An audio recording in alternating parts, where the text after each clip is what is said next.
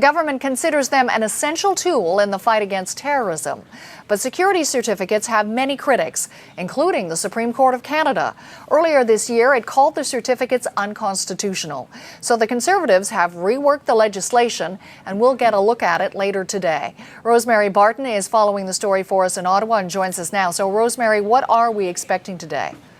Well, Nancy, the Supreme Court, as you said, gave Parliament 1 year to come up with new legislation or to make some corrections to the old legislation.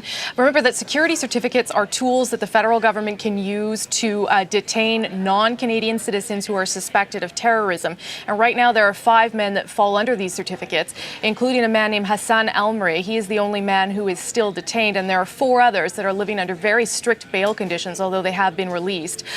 So Parliament had this year to come up with some changes, and we're going to get them later today. We're expecting that they will include something called special advocates. Now, these would be advocates appointed either by the government or the court. They would have top security clearance, and they would be able to be sort of a go-between between the suspect and the government. But the critics of this say that one of the problems, and the Supreme Court agrees with this whole idea, is that the information, the evidence against the detainee is not revealed to them. They don't know the case against them. So critics and the Supreme Court as well suggested that the government correct that, and they'll be watching very closely today just to see whether or not that is included in the legislation. And just looking at the bigger picture here, Rosemary, it's certainly an interesting time in Ottawa. We know the government promised to rework this particular legislation in last week's throne speech, and that speech now faces an important vote today. Tell us about that part of the story.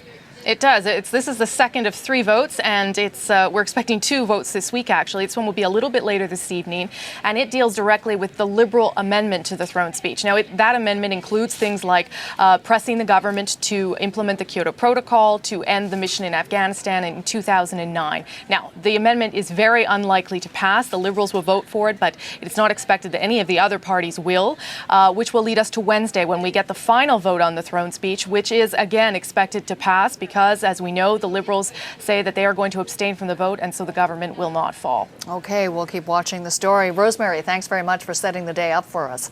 The CBC's Rosemary Barton reporting in Ottawa.